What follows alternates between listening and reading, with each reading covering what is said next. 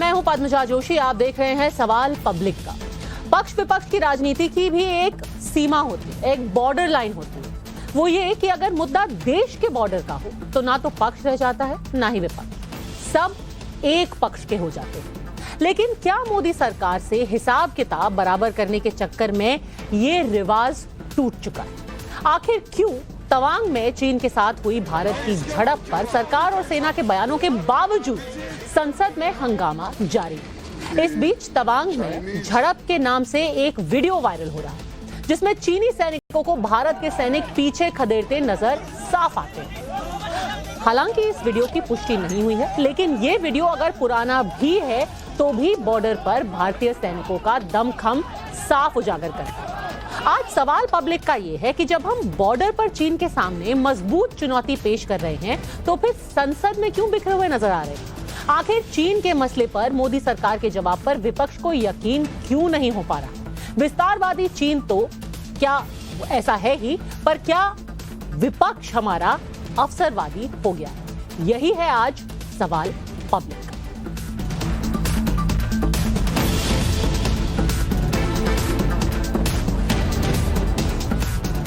9 दिसंबर को तवांग सेक्टर के यांगसे एरिया में स्टेटस को बदलने की कोशिश चीन की सेना ने की। अक्टूबर 2021 में भी भारत के सैनिकों को चीनी सैनिकों का सामना करना पड़ा और वहां यांगसे एरिया से खदेड़ने की नौबत भारतीय सेना के सामने आई थी। 1999 में जब भारत के साथ पाकिस्तान का कारगिल युद्ध चल रहा था, उस वक्त भी चीन ने यांगसे के पास ही सैनिक अपने जमा किए थे।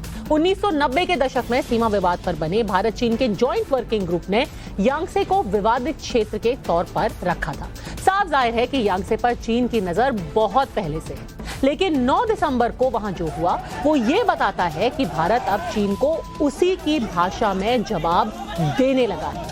अप्रैल और मई 2020 में जब चीन की सेनाएं पूर्वी लद्दाख में स्टेटस को बदलने की कोशिश कर रही थी, तब गलवान का संघर्ष सामने आया और इसके बाद पूर्वी लद्दाख समेत समूचे लाइन ऑफ एक्चुअल कंट्रोल पर भारतीय सेना ने बड़े पैमाने पर सैनिकों का मोबिलाइजेशन किया।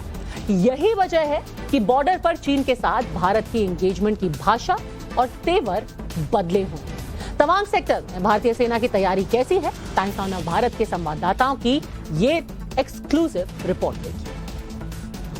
9 दिसंबर को तवांग में हुई झड़प के बाद पूरे अरुणाचल सेक्टर में भारतीय सेना हाई अलर्ट पर है और जगह जगह सेना के कॉन्वॉय दिखाई दे रहे हैं। इससे पता चलता है कि हलचल तेज है और भारतीय सेना इन इलाकों में अपनी तैनाती को और ज्यादा बढ़ा रही है ताकि अगर एलएसी के आसपास भारतीय सेना के सामने चीनी सैनिक आते हैं और 9 दिसंबर की घटना जैसी कोई दूसरी घटना होती है तो उन्हें उसी वक्त रोक दिया जाए और रीइंफोर्समेंट्स को मिनटों में वहां पर भेज दिया जाए। इस वक्त आप देखिए अरुणाचल का जो मौसम है वो आप देख सकते हैं किस तरह का मौसम है। टेम्परेचर लगातार नीचे हो रहा है, -5 डिग्री तक ये इस वक्त है और रात के वक्त ये और ज्यादा कम हो जाता है। और ऊंचाई की अगर हम बात करें तो 16 से 17 हजार फीट की ऊंचाई पर तवांग से आगे एलएसी का इलाका है जहां पर भारतीय सेना के सैनिक तैनात हैं अपनी पोजीशंस पर। और चीन बार बार हरकत करने की कोशिश भले ही करता हो, लेकिन भारतीय सेना ने अपनी डिविजन्स को यहां पर तैनात किया हुआ है और अपनी यूनिट्स को यहां पर डिप्लॉय किया हुआ है। इसके अलावा अगर हम वेपन सिस्टम्स की बात करें तो एलएसी पर हर तरह का हथियार डिप्लॉय कर दिया गया है, चाहे वो आर्टिलरी गन्स हो या फिर वो रेडार सिस्टम्स हो या फिर वो दूसरे बड़े वेपन्स हो। टाइम्स ऑफ भारत की टीम आ चुकी है बेस कैंप में तवांग सेक्टर के, जिसे लोहू गुम्बा कहते हैं, कॉमनली इसे एलजी कहा जाता है और यहीं से मॉनिटरिंग होती है यांगसे, जहां पे चाइना ने एक साजिश की थी कि भारतीय सेना को प्रोवोक किया जाए, लेकिन उन्होंने मुंह की खाई। हम इस समय लोहू गुम्बा में हैं जो कि बेस कैंप है और यहाँ के बाशिंदों के अलावा किसी भी सिविलियंस को यहाँ से आगे जाने की इजाजत नहीं है क्योंकि वेदर कंडीशंस जो है वो एक्सट्रीम हो चुके हैं। वहीं दूसरी तरफ इंडियन आर्म फोर्स जो है शुरुआत से ही अलर्ट है किसी भी तरीके की स्थिति से निपटने के लिए। 3,488 किलोमीटर भारत चीन बॉर्डर जम्मू कश्मीर, हिमाचल, उत्तराखंड, सिक्किम और अरुणाचल प्रदेश से होकर गुजरता है। सहयोग देखिए कि ये अनसेटल्ड बॉर्डर है, इसलिए हम इसे लाइन ऑफ एक्चुअल कंट्रोल के नाम से जानते हैं। ऐसे में चीन के विस्तारवाद से लड़ना एक चुनौती है, पहले की सरकारों ने बॉर्डर इंफ्रास्ट्रक्चर नहीं विकसित करने को ही अपना रक्षा नीति मान लिया था। खुद पूर्व रक्षा मंत्री ए.के. एंटनी ने संसद के अंदर इस बात को स्वीकारा था। मोदी सरकार ने यह स्थिति पूरी तरह से बदल दी है। आंकड़े बताते हैं कि बीते 5 सालों में ही 2088 किलोमीटर सड़कें LAC पर बनी हैं। 2088 यानी कि हर दिन 1.5 किलोमीटर सड़क बनाई गई है लाइन ऑफ एक्चुअल कंट्रोल पे। लेकिन तवांग क्लैश ने विपक्ष को सरकार पर हमलावर होने का मौका दे दिया है। कांग्रेस तो सरकार को ही घेर रही है। कश्मीर में पाकिस्तान का दखल, पहले उन्होंने उस बात की हिमायत की, और PDP की अध्यक्ष जिन्होंने इस बात की हिमायत की थी महबूबा मुफ्ती ने आज क्या कहा, अब वो आपको सुनवाती हूं। I've already said that they have already, occupied our land in Ladakh. They have also occupied land in Arunachal Pradesh as per the, statement given by the BJP member parliament. But unfortunately, BJP is doing nothing about it. Our soldiers have been beaten up by them. They are not allowed to retaliate. This is a very sorry state of affairs. Very sorry. एक बार फिर से अब आपको वो तवांग की घटना का viral video दिखाती हूं, क्योंकि अभी तो आपने महबूबा मुफ्ती को सुना, अब आप वो वीडियो देखिए और दोनों का मिलान कीजिए। इस वीडियो को देख करके बताइए कि क्या सच में भारतीय सैनिक खदेड़े गए? क्या हमारे सैनिकों के हाथ इस वीडियो में आपको बंधे हुए दिखाई दे रहे हैं? और क्या लाठी डंडों से PLA के सैनिक पीछे नहीं धकेल दिए गए? यानी कि मैं फिर से एक वही बात दोहराऊंगी कि ये वायरल वीडियो है, और अगर ये पुराना भी है तो महबूबा मुफ्ती का बयान, ये वीडियो साफ तौर से झूठा साबित करता है। चीन के सामने भारतीय सैनिकों को जवाब देने की इजाजत नहीं मिली, ये कहती है महबूबा मुफ्ती, पर सच्चाई इस वीडियो में जाहिर हो जाती है। महबूबा मुफ्ती ही क्या, मानो पूरे विपक्ष में अब ये होड़ मची हुई है कि वो ये साबित कर दे किसी भी तरीके से कि चीन के सामने प्रधानमंत्री नरेंद्र मोदी कमजोर है। प्रधानमंत्री क्यों चीन का नाम लेने डरते हैं? लीजिए ना नाम आप। आपने तो उठकर जाकर हाथ मिलाया था चीन के लीडर से, देख लिया आप नतीजा क्या निकला। देश जानना चाहता है कि देश के प्रधानमंत्री आखिर इतना क्यों डर रहे हैं चीन का नाम लेने से। पॉलिटिकल लीडरशिप नहीं दिखा रहे हैं, कोई सवाल नहीं उठ रहा है हमारी बहादुर फौज की बहादुरी पर। यहाँ पर बुज़दिली के मज़ाहिर अगर कर रहा है तो देश के प्रधानमंत्री और सरकार कर रही है, और बल्कि प्रधानमंत्री से अपील करेंगे, डिमांड करेंगे कि जिस जगह पर 9 तारीख को क्लैश हुआ है वहां पर एक ऑल पार्टी MPs को लेकर जाइए, मैं आने को तैयार हूं। विपक्ष के नेता क्या ये कहना चाहते हैं कि जब G20 जैसा सम्मेलन हो तब प्रधानमंत्री नरेंद्र मोदी दुनिया की नंबर 2 इकोनॉमी वाले देश के नेता का हाथ झटक दे? क्या कूटनीति का तकाजा यही है कि चीन के राष्ट्रपति को भी पाकिस्तान की लीडरशिप की तरह समझा जाए? वैश्विक संबंधों को समझने वाले समझते हैं कि ऐसा नहीं हो सकता। भारत ही नहीं, चीन का उसके लगभग सभी पड़ोसी देशों से बॉर्डर विवाद है।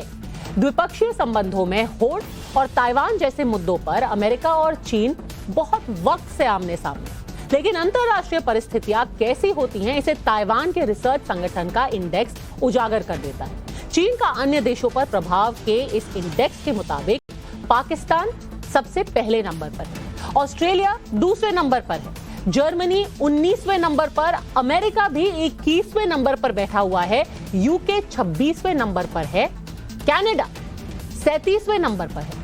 और अगर हम भारत की बात करें और कितना चीन का प्रभाव उसके ऊपर होता है, भारत 55वें नंबर पर है जिस पर चीन का प्रभाव है।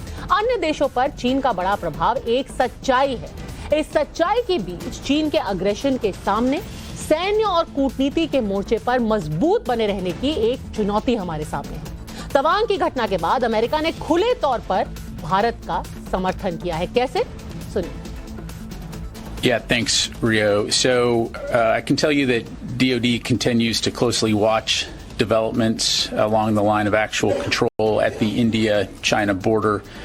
We have seen the PRC continue to amass forces and build military infrastructure along the so-called LAC, but I would defer you to India in terms of their views. It does reflect, though, and it's important to point out, the growing trend by the PRC to assert itself and to be provocative in areas directed towards U.S. allies and our partners in the Indo-Pacific and we will continue to remain steadfast in our commitment to ensuring the security of our partners, and we fully support India's ongoing efforts to de-escalate this situation.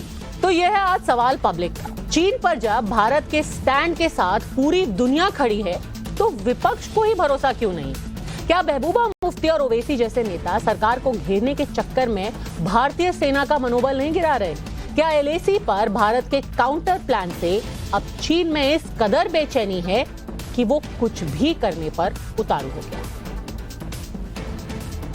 हमारे साथ जुड़ गए हैं हमारे सारे खास मेहमान। शलभ मणि त्रिपाठी प्रवक्ता है बीजेपी के, अजय वर्मा प्रवक्ता है कांग्रेस पार्टी के नेता हैं वो, सुनीत चोपड़ा वामपंथी नेता हैं, डॉक्टर अंशु जोशी वो प्रोफेसर हैं school of international studies Jawaharlal Nehru university, Sushant Sareen strategic affairs के एक्सपर्ट हैं, और शौकत अली चौधरी जो कि लीडर है PDP यानी कि महबूबा मुफ्ती जी के पार्टी के। सबसे पहले चौधरी साहब आप ही से शुरू करना चाहूंगी क्योंकि आज महबूबा जी ने जो कहा है वो किस बिना पर कहा है? उन्होंने कहा कि पिट गए हमारे सैनिक पर कुछ कर नहीं पाए।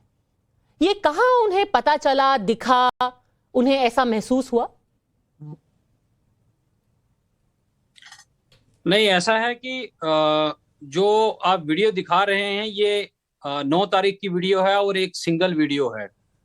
क्या हम ये मान लें कि इंडिया और चाइना बॉर्डर्स पर सिर्फ एक बार ही इस तरह की सिचुएशन सामने आई है जिसकी वीडियो जो है वो वायरल हो रही है? सर पहली बात तो मैं ये बात साफ कर दूं कि ये 9 तारीख का है, ये बात अभी स्पष्ट नहीं हुई है, पर ये है LAC का, ये है LAC का।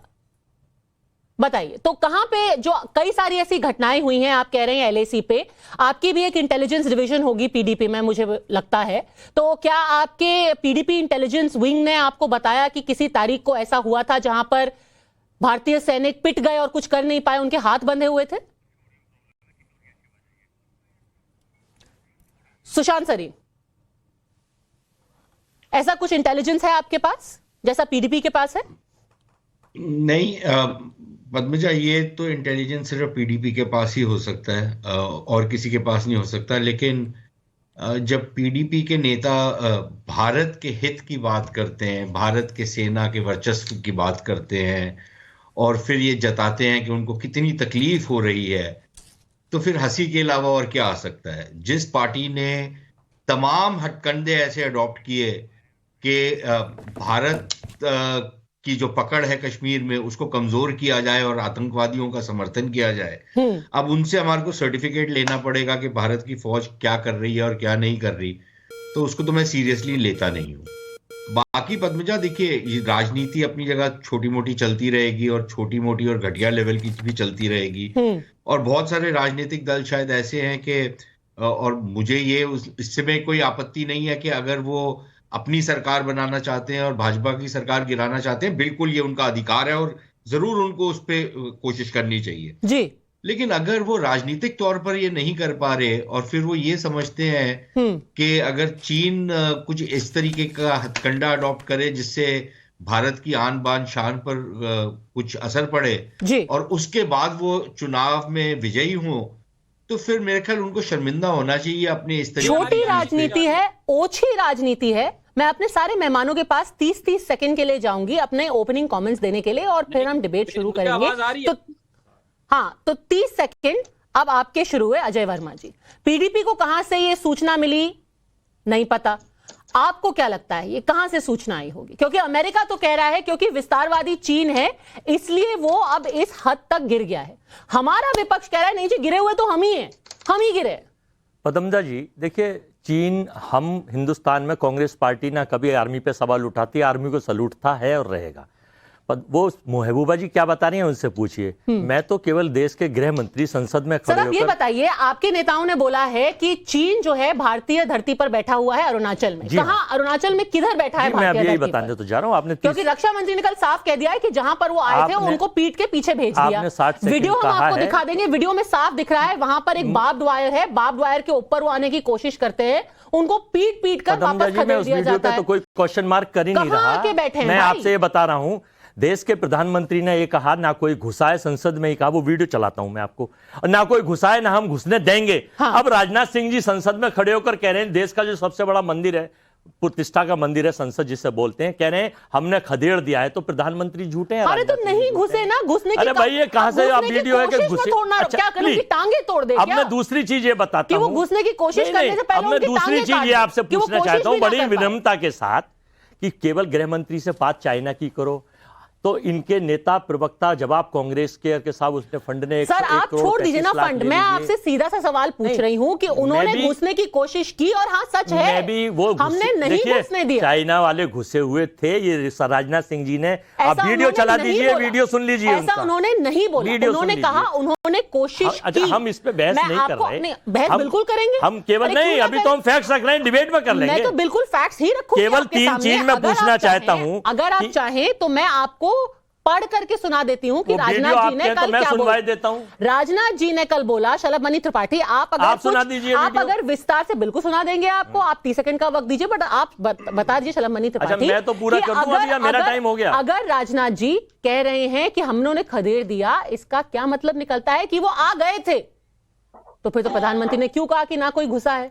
अजय वर्मा जी कह रहे घुस चुके थे, फिर आपने खदेड़ा। शलभ मणि त्रिपाठी। पद्मजा जी देखिए कितना संवेदनशील विषय है, और मैं तो सिर्फ एक बात कहूंगा कि ये देश की अस्मिता का विषय है, और आप जरा समझिएगा कि क्या कितनी चुनौतियां हैं इस देश की एजेंसियों के सामने, देश के जो हमारे सैनिक हैं उनके सामने, की एक तरफ तो दुश्मनों से लड़ो, दूसरी तरफ देश के भीतर जो लोग बैठे हैं जो दुश्मनों के साथ खड़े हैं उनसे लड़ो। चाइना, इनके जो अजय वर्मा जी हों या जो हमारे शौकत अली हों, इनके जो बयान है उनका किस तरह से उपयोग करता हुआ, जरा कल्पना करिए। एक तरफ चाइना को लेकर ग्लोबल टाइम्स में खबरें छप रही हैं कि हिंदुस्तान के सैनिकों ने उनको ऐसा मारा है कि पहली बार चीन अंतरराष्ट्रीय स्तर पर ये गुहार लगा रहा है कि भारत ने हमको पीटा है। उसके बाद देश के भीतर जो लोग बैठे हैं उनको सबूत दीजिए, मतलब पहले मारिए, चाइना के सैनिकों को खदेड़िए पीट कर, और इनके लिए वीडियो रखिए, उस वीडियो के भी अपने तरीके से ये मायने निकालेंगे। मुझे लगता है इससे बड़ा शर्मनाक कुछ भी नहीं हो सकता कि जिन लोगों ने चीन के हाथों में पूरे तिब्बत को सौंप दिया, जिन्होंने राष्ट्रीय जो सुरक्षा परिषद, अंतरराष्ट्रीय सुरक्षा परिषद की जो मेंबरशिप थी उसको घुटने टेक दिए चीन के सामने, वो आज हमसे सबूत मांगते हैं। बताइए 30 सेकंड। चाइना को देखिए कितना झूठ बोल रहे हैं आप, propagandist, this is the only propaganda. मैं फैक्ट्स पे जवाब चाहूंगा, अगर आप पूछे, और देश ये 140 करोड़ लोग पूछना चाहते हैं। अभी मैं आपको स्टेटमेंट दिखा देती हूँ। स्टेटमेंट में राजनाथ सिंह ने बोला उन्होंने स्टेटस को बदलने का प्रयास किया, पर हमने उन्हें रोक दिया। संवेदनशील सीमावर्ती किया। सुन लीजिए, तवांग सेक्टर के यांगसे एरिया में लाइन ऑफ एक्चुअल कंट्रोल पर अतिक्रमण कर स्टेटस क्वो को एक तरफा बदलने का प्रयास किया। हमारे उन्होंने कोशिश की, पर उनको मुंह की खानी पड़ी। और हमने दिखाया कि चाइना गांव बसा रहा है, चाइना निर्माण कर रहा है। सर अपने लैंड पे, अपनी जमीन पर वो गांव बसाए या ताजमहल बनाए, हम रोक तो नहीं सकते ना। जो ब्रिटिश पीरियड में हमको वो एरिया दिया हुआ था, उस पीरियड में जो ब्रिटिश समझौते में हमको हुआ था आजादी से पहले। अब सुन लीजिए, मैं ये पूछना चाहता हूं, अरे अजय वर्मा जी, अगर वो अपनी जमीन पर गांव बसाए, कॉलेज बनाए, वो अपनी जमीन पे नहीं बना रहा, वो हिंदुस्तान वाली जमीन पर है जो उसने कब्जे में है, जो इतिहास पढ़ लीजिए, जो अंग्रेजों ने लिख के हमें दी थी उस पर बना रहा है। दूसरा, गुजरात के धौलरा में 43,000 करोड़ के MOU चीन की कंपनी के साथ किसने साइन किए? क्या देश के प्रधानमंत्री और बीजेपी के नेता प्रवक्ता बताएंगे? तीसरा, संवेदनशील सीमावर्ती प्रदेश जम्मू कश्मीर में स्मार्ट मीटर का ठेका डाफेंग नामक चीनी कंपनी को क्यों दिया गया, जिस पर विश्व बैंक, यूरोप, पेंटागन तक ने पाबंदी लगा रखी थी। और सुन लीजिए, 172 चाइनीज कंपनी हिंदुस्तान में काम करते हैं, उसके सैकड़ों डायरेक्टर्स हैं, अरबों रुपए। आप एक चीनी झालर को सड़क पर फुकवा कर, और चीन का भाई हमारे सैनिकों का मनोबल तोड़ने का काम ये नकली राष्ट्रभक्त लोग कर रहे हैं, झूठे लोग कर रहे हैं, प्रोपेगेंडिस्ट कर रहे हैं। मैं पूछना चाहता हूं आपके शो में कि क्या बीजेपी बताएगी कि चाइना को केवल कब प्रधानमंत्री बोलेंगे उसके ऊपर? जवाब देना चाहता हूं। बताइए शलभ मणि, उल्टे सीधे शब्द राष्ट्रवादी, राष्ट्रद्रोही, ये शब्दों का इस्तेमाल करके देश नहीं फेंकेगा। जवाब सुन लीजिए, बोलिए शलभ मणि त्रिपाठी। बहुत जागरूक हो चुके हैं और आपकी ये सीडी नहीं चलेगी। ये चुनाव मंच नहीं है, हो गया। सवाल पूछ लिया आपने, जवाब सुनिए। शलभ मणि त्रिपाठी, शलभ मणि त्रिपाठी जवाब सुनिए। ग्लोबल टाइम्स ये लिखता है कि अगर गुजरात नहीं छोड़िए ना, आप तो बहुत सारा नुकसान हो जाता है। ग्लोबल टाइम्स ने कहा है। रोज सुबह उठ के ग्लोबल टाइम्स थोड़ा कम पढ़ा कीजिए। ग्लोबल टाइम्स है एक्चुअल प्रोपेगेंडा, आप थोड़ा टाइम्स ऑफ इंडिया पढ़ लीजिए। सुबह सुबह उठ के आप ग्लोबल टाइम्स का जाप मत किया कीजिए। बताइए शलभ मणि त्रिपाठी। अपना एनुअल सब्सक्रिप्शन कैंसिल कर दो ग्लोबल टाइम्स। बोलिए शलभ मणि त्रिपाठी। मैं इनके झूठ का खुलासा करूंगा तो ये बौखलाएंगे। चलिए, चाइना के साथ व्यापारिक रिश्तों को कौन पीक पर ले गया था, उन रिश्तों को, व्यापारिक रिश्तों को कौन नीचे ले आया है, ये पूरा देश जानता है। आप बस एक सवाल बता दीजिए, ये करोड़ों रुपए चाइना से अपने ट्रस्ट में क्यों लिया था? जरा मुझे बता दीजिए। गांधी परिवार का जो ट्रस्ट है कुछ भी नहीं है, 43,000 करोड़ के सामने आपने कुछ नहीं लिया। देखिए फिर टोकना शुरू किया। अरे भाई आप टोकना नहीं, आप कह रहे हैं कि बता दीजिए, लो मैं बता रहा हूँ आपको। अरे बोलने दीजिए ना। अरे सुन तो लीजिए, राजीव गांधी फाउंडेशन को पैसा दिया गया इकोनॉमिक्स टाइम्स के सुधार के लिए, लेकिन इंडिया फाउंडेशन और विवेकानंद फाउंडेशन के साथ चीन से क्या संबंध है, उस पैसे में नहीं बोलेंगे। प्रधानमंत्री जी की पीएम केयर फंड पे रोक लगा दी, ये कौन सी तानाशाही थी? उसका किस किस चीनी कंपनी में पैसे दिए, इसका खुलासा करिए। आप नेता है, प्रवक्ता है, या मैं लिस्ट दे दूं आपको? 84 करोड़ रुपए दिए हुए हैं चाइनीज कंपनियों ने उसमें, वो मैं आपको सूची भेज रहा हूँ। अगर हम गलत हो ना तो हमें भी राष्ट्रद्रोही बना दीजिए और पाकिस्तान भेज दीजिए। आपका ये जो पेट एजेंडा है, हिंदू मुस्लिम पाकिस्तान हिंदुस्तान राष्ट्रद्रोही, ये बंद कर दीजिए। देश के लोग पूछ रहे हैं। अरे सर, बीच में हिंदू मुस्लिम का सवाल किधर से आ गया? शलम मणि त्रिपाठी, आपसे सीधा सवाल ये पूछा गया कि चाइनीज निवेश क्यों भारत में अभी भी हो रहा है, क्यों भारतीयों का पैसा चीनी कंपनियों को दिया जा रहा है? 2000। अरे सर, अब आपका सवाल पूछ रही हूँ ना, जवाब सुनिए। कांग्रेस की हुकूमत में जो समझौते इन्होंने किए थे वो निचले स्तर पे आ चुके हैं। कुछ समझौते इनके स्तर पे जो हो चुके थे, जो एमओयू साइन हो चुके थे, उन एमओयू को लेकर आगे बढ़ना सरकार की मजबूरी हो सकती है। लेकिन ये कौन सी मजबूरी है कि आप ट्रस्ट में पैसे लीजिए? चाइना सरकार किस बात का पैसा देती है कांग्रेस के लोगों को? ताकि डॉक्टर अंशु जोशी, आपसे एक नॉन पॉलिटिकल व्यू में चाहती हूं, क्या ये बात सच है कि ये एक मजबूरी है कि चाइनीज निवेश अभी भी भारत में हो रहा है? क्या उनसे भिड़ने का ये एक ज्यादा मजबूत तरीका नहीं है कि उनकी जो इकोनॉमिक लाइफलाइन है, कम से कम जो भारत में है, उसको खत्म कर दिया जाए? क्यों हम ये करने में सक्षम नहीं हो पा रहे? पद्मजा, इसके पहले एक बिंदु जरूर सामने रखना चाहूंगी कि जिस प्रकार से भारत सरकार को घेरने का प्रयास किया जा रहा है, ये बहुत दुर्भाग्यपूर्ण है। और इस प्रकार के राजनीतिक स्वार्थों से हमें ऊपर उठ के इस समय अपनी सरकार और देश के साथ खड़ा होना चाहिए। भारत सरकार किस तरह मजबूती के साथ चीन को जवाब दे रही है, ये हम सभी देख रहे हैं, ये सत्य हम सभी के सामने है। अब आपकी इस बात को मैं तथ्यात्मक तरीके से समझाने की कोशिश करती हूँ। इसी को हमारे विषय में कॉम्प्लेक्स इंटरडिपेंडेंस के रूप में पढ़ाया जाता है कि हो सकता है कि दो देशों के बीच में बायलैटरली सामरिक स्तर पर कुछ विवाद हो या कॉन्फ्लिक्चुअल सिचुएशन हो, लेकिन अपने अपने आर्थिक फायदों को देखते हुए या आर्थिक उन्नति को देखते हुए मल्टीलैटरल मंच पर या बायलैटरल लेवल पर भी दो देश आर्थिक रूप से साथ में आगे बढ़ने का प्रयास करते हैं। और वो इसलिए भी करते हैं कि शायद उनके जो बॉर्डर कॉन्फ्लिक्ट्स हैं या दूसरे कॉन्फ्लिक्ट्स हैं वो इसके माध्यम से सहज हो सके। लेकिन चीन की और जब हम देखते हैं, हमने जब जब चीन की ओर दोस्ती का हाथ बढ़ाया है, चीन ने हमेशा पीठ में हमारे छुरे भोंकने का काम किया है। लेकिन हमारी सरकार ने भी मिरर डिप्लॉयमेंट स्ट्रेटजी का प्रयोग करते हुए चीन को मुंह तोड़ जवाब दिया। ये हमें समझने की जरूरत है। और दूसरी बात पद्मजा ये कि आज वो लोग भारत सरकार से या मोदी जी से सवाल पूछ रहे हैं। मैं किसी राजनीतिक दल से नहीं हूं, लेकिन मैं एक प्राध्यापक हूं। मुझे ऐसा लगता है कि ये हमारी सुरक्षा का विषय है। इस समय सभी को साथ खड़ा होना चाहिए। और वो लोग जिन्होंने 1962 की अपनी विफलता को छुपाने के लिए आज तक युद्ध से, जो भारत चीन का युद्ध हुआ था, उसके डिटेल्स को क्लासिफाई कर रखा है, डी क्लासिफाई नहीं किया है, लोगों के सामने नहीं लेके आए हैं, वो आज भारत सरकार से प्रश्न पूछ रहे हैं। तो बड़ा दुर्भाग्यपूर्ण। और ना सिर्फ प्रश्न पूछ रहे हैं, सुनीत जी ये भी कह रहे हैं कि हाथ बंधे हुए हैं। पिछले ही कुछ सालों में आपको बता दूं क्या क्या किया गया है। जहां तक एलएसी का सवाल है, लाइन ऑफ एक्चुअल कंट्रोल, वहां पर आपको नई गन्स दी गई हैं, अमेरिकन गन्स, उनका इमरजेंसी परचेज किया गया, यानी कि उनको अति शीघ्र तरीके से खरीदा गया, और सिर्फ इसलिए ताकि ये ऑटोमेटिक वेपन हमारे एलएसी पे खड़े हुए जवानों को मिल पाए। वहां पे आर्टिलरी गन्स भेजी गई हैं, लद्दाख में भेजी गई हैं, एलएसी के अन्य इलाकों में भेजी गई हैं।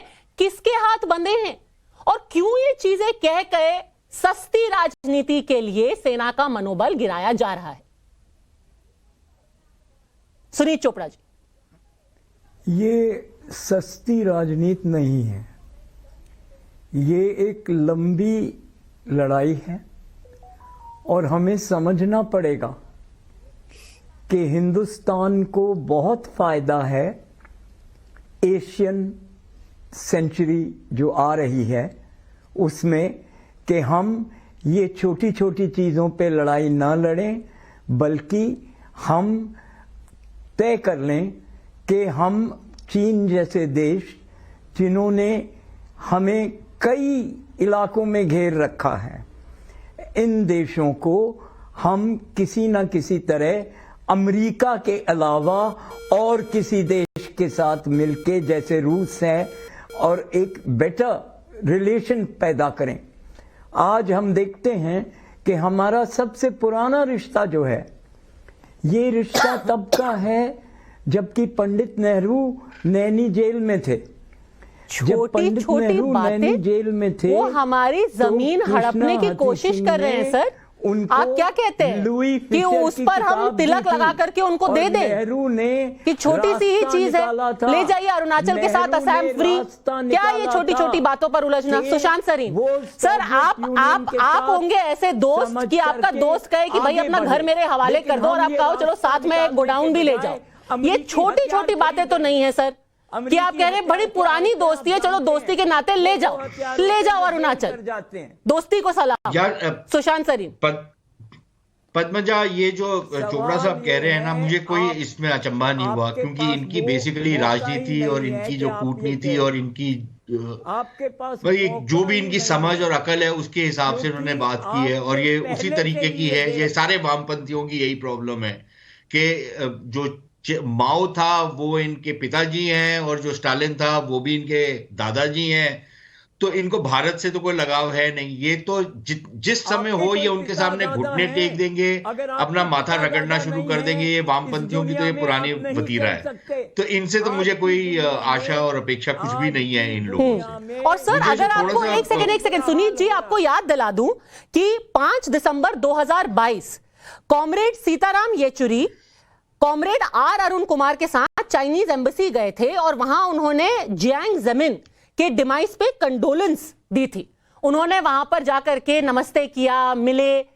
ये सिर्फ 4 दिन पहले है, ये तवांग के क्लैश के पहले। पर अगर आपको छोटी छोटी चीजें लगती हैं, दोस्ती निभानी है, आपको चाइनीज एम्बेसी में कॉमरेड येचुरी को बोलना चाहिए ना कि आप अपनी सेना को वहां बॉर्डर पर ला करके धक्का मुक्की करने की जरूरत नहीं है। आप अपनी दोस्ती निभा देते उनके साथ और उनको ये दोस्ताना सलाह दे के आ जाते जब आप एम्बेसी गए थे। सुशांत सरीन, अपनी बात पूरी कीजिए। नहीं सुशांत सरीन, इनको ना तो तुम अकल दे सकते हो, ना हम लोग इनको समझ दे सकते हैं। तो जो जितनी अकल है ये लोग उतनी बात करेंगे जो वामपंथी हैं। और इन्होंने आज तक कभी अपने पूरे इतिहास में कभी भारत के पक्ष की बात नहीं की। इन्होंने या तो चीन के पक्ष की बात की है या रूस के पक्ष की बात की है। आज भी ये यही कर रहे हैं। इनके लिए जो बहुत छोटी बात है, कल को इनका तो मान करेगा तो ये अपने आप को भी चीन का ही एक हिस्सा मान के उनके नीचे लग जाएंगे। ये इनकी आदत है, ये इनकी समझ है, ये इनकी अकल है। और उनसे पैसा लेते हुए इनको कोई शर्म नहीं आएगी, उनकी बात करते हुए इनको कोई शर्म नहीं आएगी। अमेरिका को गाली देने में सबसे आगे रहेंगे, सबसे तत्पर रहेंगे। लेकिन चीन जो आपके ऊपर आक्रमण करता है, आपके लोगों को मारता है, आपके साथ कूटनीतिक तौर पर आपको घेरे में लेने की कोशिश करता है, उनके नीचे ये लगना चाहते हैं। सुनील चोपड़ा जी, जवाब दीजिए। सोचिए आप, अगर कोई एक आदमी वहां पे खड़ा है 17,000 फीट की ऊंचाई पर -5 डिग्रीज में, रात भर वो अंधेरे में खड़ा रहता है और फिर सुनता है, कह रहे तो छोटी सी बात है। ये सुनेगा वो कि आप यहाँ दिल्ली में बैठ के कह रहे हैं अरे क्या छोटी सी बात पर परेशान हो रहे हो। पद्मजा देखिए, ये ना लगे, जो भारत की फौज है ना, वो सुनील चोपड़ा जैसे लोगों की बात नहीं सुनती और ना उससे उनकी बातों से उनका मनोबल पर कोई असर पड़ता है। ये सुनील चोपड़ा अपने आप में ही अपने इको चेंबर में ही रहते हैं और उसी में अपनी जो बकबक करते हैं उसी में करते हैं। इको चेंबर, सुनील चोपड़ा जी सवाल सुनिए कि जब आप ऐसे इको चेंबर में रहते हैं और ऐसी बातें करते हैं तो मनोबल पे कोई असर ना हो, पर लोग हंसेंगे जरूर।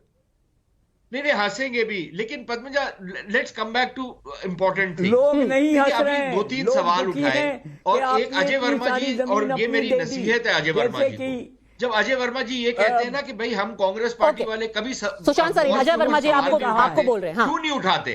राजनेता होते हुए आपका ये अधिकार है और आपका ये फर्ज है कि आप फौज को ऊपर भी सवाल उठाएं। ये हमारी जो संसदीय प्रणाली है उसमें ये नहीं है फौज को कोई खुली छुट्टी है। फौज जो है वो सिविलियन अथॉरिटीज के नीचे है, सारी पॉलिसी सिविलियन अथॉरिटीज बनाएंगी और विपक्ष में भी होते हुए बिल्कुल आपको फौज के ऊपर सवाल उठाने का पूरा अधिकार है। इसमें आप बिल्कुल कोई संकोच मत करिए, पहली बात। दूसरी चीज, अजय वर्मा जी, आप फोन कौन सा इस्तेमाल करते हैं? मेरे को बड़ी क्यूरियोसिटी हो रही है, आपका फोन कौन सा है जिसमें आप देख करके अभी हमारे को बहुत सारे मैसेजेस बता रहे थे? मैं लिख के नहीं लाऊं क्या? मैं डायरी लिख के लाऊं क्या? हाथ से लिख के लाऊं? तो फोन पे लिखने की सुविधा है तो मैं लिखूं नहीं क्या? अरे वो कह रहे फोन है कौन सा आपका? मैं ये पूछ रहा हूं जरा, फोन है कौन सा?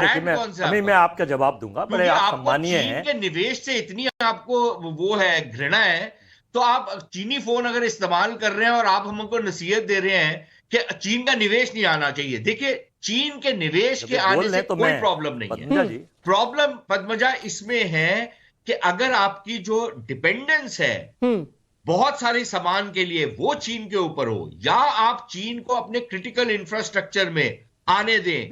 बताइए, आपका जो टेलीकॉम सेक्टर है, और टेलीकॉम सेक्टर फोन नहीं, टेलीकॉम सेक्टर से मेरा मतलब ये है क्या जो आपके जो उसका बैक एंड का जो सारा इंफ्रास्ट्रक्चर है, या आपका जो बिजली का सारा इंफ्रास्ट्रक्चर है, और बहुत सारी चीजों का आपका इंफ्रास्ट्रक्चर जो बहुत सारे और एरियाज में है, आप चीन का अमल दखल वहां पर रोकें। वो जरूरी है जिस पर सरकार ने काम शुरू कर और बिल्कुल होना चाहिए, और इसमें वक्त लगेगा। और क्या पूरा भारत इस फैसले के पीछे खड़ा है? हाँ, खड़ा है, पर इसमें वक्त लगेगा। इससे पहले कि आप जवाब दे सर, कुछ पब्लिक भी आपसे सवाल पूछना चाहती है। करण सहगल देहरादून से और नीतीश लखनऊ से सवाल पूछना चाहते हैं, एक बार सुन लेते हैं।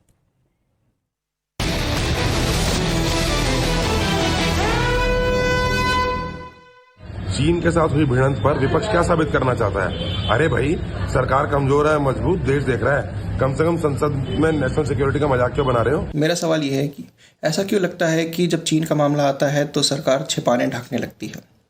यदि ये नेशनल सिक्योरिटी का मामला है और इसको राजनीतिक नहीं बनाना चाहिए, तो पाकिस्तान के मामले में छाती क्यों पीटती है? पहला सवाल करण का है, अजय वर्मा जी के लिए, और दूसरा सवाल आपके लिए शलभ मनी जी। तो पहले आप जवाब दीजिए। मैं जवाब इसका दूं या वो पहले जो सरीन जी? दोनों का जवाब देखिए सरीन साहब, आप जो बात कह रहे थे, आप सम्मानित आदमी हैं।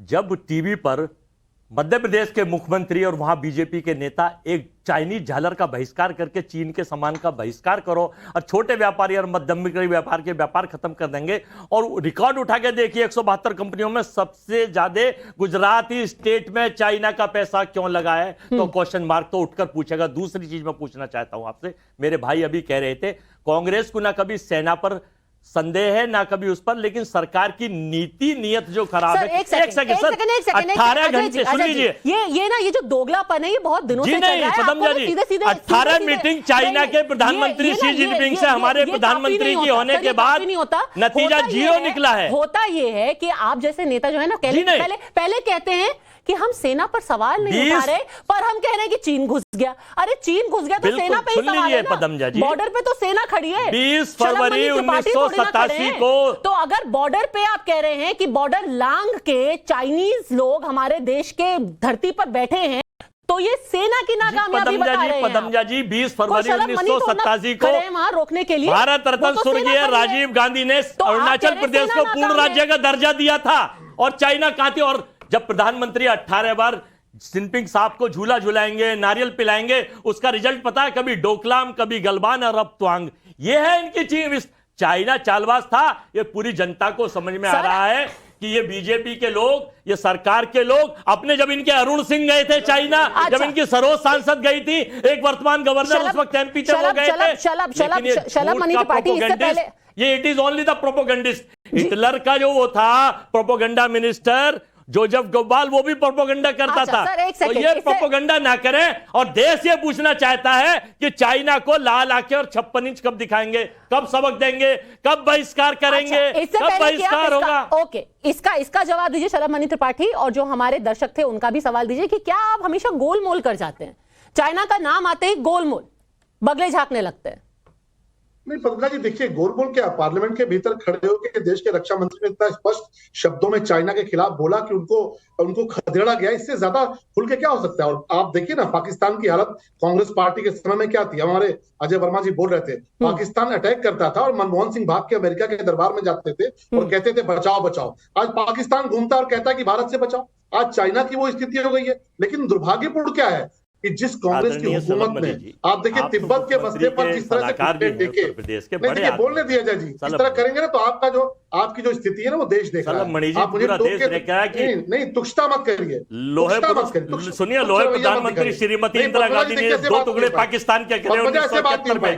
अरे सर, कुर्बानियों में आपको आपका कोई मतलब नहीं रहा, 1971 याद आजादी आता में है। कोई योगदान नहीं एक रहा। सेकंड, एक सेकंड। अरे वो असली शेर एक सेकंड। नकली मगरमच्छ मारनार बुलबुल पे होना, आजादी में कोई योगदान नहीं। आपसे यही उम्मीद जब शेखी बगाड़ने का वक्त आता है तो आपको 71 याद आता है, पर जब अक्सर चीन की बात होती है तो आप भी बगले झांकने लगते हैं। क्यों भाई? 71 याद है तो 62 का भी हिसाब दीजिए ना। 2014 के बाद फिर आप हंसते हैं कि अरे भाई नेहरू की बात क्यों कर रहे हो? जो ब्रिटिश पीरियड में हमें एलओसी आप इंदिरा की बात करेंगे तो फिर नेहरू की भी बात उठेगी। नहीं, बिल्कुल नेहरू जी की बात उठाइए। तो फिर बताइए, बताइए फिर।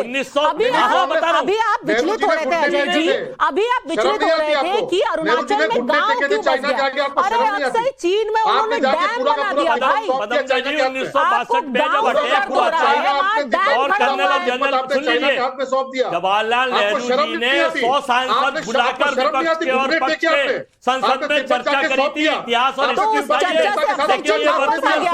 आपको शर्म नहीं आती? चर्चा से और परिचर्चा से बचना चाहिए। कमाल की बात है हर चीज के लिए केवल कांग्रेस कांग्रेस कांग्रेस। अजय जी आपका चर्चा के लिए बहुत बहुत धन्यवाद और आपका नमन। अब अक्सर चीन की कमी खल ही नहीं रही है कि आपने चर्चा तो कराई, चर्चा से ही सब कुछ जो कमी है अक्सर चीन की वो पूरी हो गई है। 100 सांसद यहाँ बोलने नहीं देते किसी को। लोकतंत्र का हनन हो जाता है। सीडी सीबीआई इनकम टैक्स पता नहीं किस डॉक्टर अंशु जोशी, मैं शौकत अली चौधरी से भी पूछना चाहती हूं, पर इससे पहले मैं डॉक्टर अंशु जोशी, ये बात बार बार उठ रही है कि आप एक तरफ तो G20 में जाकर के शी जिनपिंग के लिए खड़े हो जाते हैं प्रधानमंत्री, क्यों किया? क्यों नहीं ऐसे बाह क्यों नहीं झटक ली? इसका जवाब हमें कूटनीतिक व्यवहार जो एक होता है लीडर्स के बीच का या देशों के बीच का, वहां से मिलता है। हम एक अंतरराष्ट्रीय मंच पर खड़े हैं, हम G20 के अध्यक्ष हैं अगले 1 साल के लिए। हम बच्चों का खेल नहीं खेल रहे हैं, हम एक बड़े कूटनीतिक मंच पर एक अध्यक्ष के रूप में खड़े हैं। इसको समझने की कोशिश कीजिए पद्मजा। और दूसरी बात ये कि क्या जब हम अपने देश के इतिहास की ओर पलटकर देखते हैं तो क्या हमें अपने पिछले प्रधानमंत्री जो भी चीन के लीडर्स रहे हैं, क्या उनके साथ हाथ मिलाते हुए नजर नहीं आते हैं? हिंदी चीनी भाई भाई का नारा किसने दिया था? 1950 में जब चीन ने तिब्बत पर कब्जा किया, तब उसके बाद हमारे प्रधानमंत्री ने वहां के लीडर्स को बुलाकर अपने यहाँ होस्ट किया। हमारा क्या उस पर स्टैंड रहा? उसके बाद 1962 में जब चीन ने हमारे साथ युद्ध किया, तब तक हमारा हिंदी चीनी भाई भाई का नारा चल रहा था। क्यों चल रहा था? अक्साई चीन पर हमने क्या कर लिया? हमारी विफलताओं को छुपाने के लिए हमने 1962 के युद्ध की। इसके बाद हमने हमारी सरकार ने क्या किया? इसके अलावा मैं पूछना चाहूंगी कि तभी से जो आर्थिक निवेश चीन के साथ हमारा चला आ रहा है, तत्कालीन सरकार ने इसको लेकर के क्या किया? चाइना शुरू से 5 फिंगर्स पॉलिसी को लेकर के काम करती आ रही थी, जिसके तहत उसकी नजर लद्दाख पर थी, सिक्किम पर थी, भूटान पर थी, नेपाल पर थी, पूरे अरुणाचल प्रदेश पे थी। तत्कालीन सरकार ने इस पर क्या किया? और क्या इसके बावजूद हमारे चीन के साथ पैरेलल कूटनीतिक संबंध नहीं चलते रहे? मेरा सवाल बिल्कुल। तो और सबसे सीधा सा सवाल है कि अभी तो फिर भी वो कोशिश कर रहे हैं, कांग्रेस के राज में तो उस कोशिश में सफल हुए, तो क्या सारे संबंध यूपीए सरकार ने चीन के साथ तोड़ दिए थे? ये सोचने वाली बात है। अब आप बताइए शौकत अली साहब, इतने वक्त से कोशिश कर रही हूं ये समझने की कि जब महबूबा जी ने आज बोला कि हमारे सैनिकों के हाथ बंधे हैं, आप जरा वो रिपोर्ट दिखाएंगे जो आपके इंटेलिजेंस विंग ने महबूबा जी को दी है? कहां थे उनके हाथ बंधे? नहीं मैडम, ये देखिए ना, सवाल उनका ये है कि लाठी सरकार जो है वो चाइना को जब ये कहा गया कि हम उनको मुंह तोड़ जवाब देंगे और एक सर अपने फौजी एक सर के बदले में 10 सर लाएंगे, तो जब हमने बॉर्डर पर, लद्दाख बॉर्डर पर, ये चाइना के बारे में नहीं कहा था वैसे तो सुषमा जी ने, ये पाकिस्तान के बारे में कहा था, पर चलिए कोई बात नहीं। हमने वहां पर अपने फौजी खोए, तो आप सरकार बताए कि सरकार ने क्या एक्शन लिया उस पर? और 38,000 या 40,000 स्क्वायर फीट। सर सवाल आपसे ये है कि आपने बोला कि भारतीय सेना के हाथ बंधे हैं, सैनिक पिट रहे हैं, उनके हाथ बंधे हैं। आप ये बताइए किधर बंधे हैं? किधर बंधे हैं? अरुणाचल में बंधे हैं, लद्दाख में बंधे हैं, उत्तराखंड में बंधे हैं, सिक्किम में बंधे हैं, कहां बंधे हैं? सरकार एक्शन क्यों नहीं ले रही है? तो इसका मतलब ये है कि शलभ मनी त्रिपाठी भाई, अब जो वीडियो मेरे को दिख रहा है उसमें तो चीनी पिट रहे हैं सर। अब इसके आगे मतलब क्या ही एक्शन करें, उनका सर काट दे क्या? नहीं सर, क्यों नहीं काटेंगे सर? क्यों नहीं? आपकी सरकार बनेगी, आप काट दीजिएगा सर, क्योंकि जनरली ऐसा होता नहीं है कि कोई मेरे को लाठी से मारे मैं उसका सर काट दूं। पर चलिए ये आपकी राजनीति होगी शलभ मनी त्रिपाठी। देखते हुए हिंदुस्तान के लोगों को 8 साल फिर बोलते क्यों हो ऐसी बातें? करेंगे, किसी ने नहीं बोला। और मेंबर और आंख के बदले आंख बोला है, ये नहीं बोला कि कोई एलएसी में अपना पैर रखेगा हम सर काट देंगे। चलिए, और अगर ऐसा होता है फिर देखेंगे फिर कितने विचलित हो जाएंगे सब लोग। बताइए शलभ मनी त्रिपाठी। पद्मजा जी, आतंकियों के मददगार, आतंकियों के जो बड़े पैरोकार हैं, उनको अचानक भारत के लिए ऐसा प्रेम उमड़ता देख के बड़ी हैरानी हो रही है। और आप देखिएगा तो पीडीपी और कांग्रेस की भाषा एक है। भारत को कैसे अपमानित करो, भारत के सैनिकों को कैसे अपमानित करो, पूरी तौर पर कांग्रेस भी लगी है अंतर्राष्ट्रीय मंच पर, जहां पूरी दुनिया देख रही है कि हमारे सैनिकों ने कितनी बहादुरी से मुकाबला किया। मुझे तो हैरानी होती है कि जो जूते हैं वो चीनियों के माथे पर पड़े, और यहाँ सर जो है सूजा हुआ दिख रहा है तमाम कांग्रेस पार्टी का, पीडीपी का और तमाम लोगों का। इतने जूते चीनियों के माथे पर पड़े और मुंह सूज गया है कांग्रेस पार्टी के लोगों का, पीडीपी के लोगों का, ये वामपंथियों का। ये अपने आप में रिश्ता बताता है कि जितने जूते चीनियों के माथे पर पड़ेंगे, चीनी सैनिकों के माथे पर, उतनी ज्यादा तकलीफ पीडीपी को हो रही है, उतनी तकलीफ कांग्रेस पार्टी को हो रही है, इनके तमाम वामपंथी साथियों को हो रही है। लेकिन सवाल ये भी सोचने वाली बात है कि शौकत साहब, आपकी वो पार्टी है जो आतंकवादियों के जनाजे में अपने नेताओं को भेजती थी, आज आप कह रहे हो कि चीनियों के सर काट लो आतंकवादी के जनाजे में, और चीनियों के सर आपको चाहिए। पर चलिए कोई बात नहीं। बदायूं से एक हमारे दर्शक हैं मुनीश गुप्ता, उनका क्या सवाल आया है। बदायूं से हैं वो, उत्तर प्रदेश में।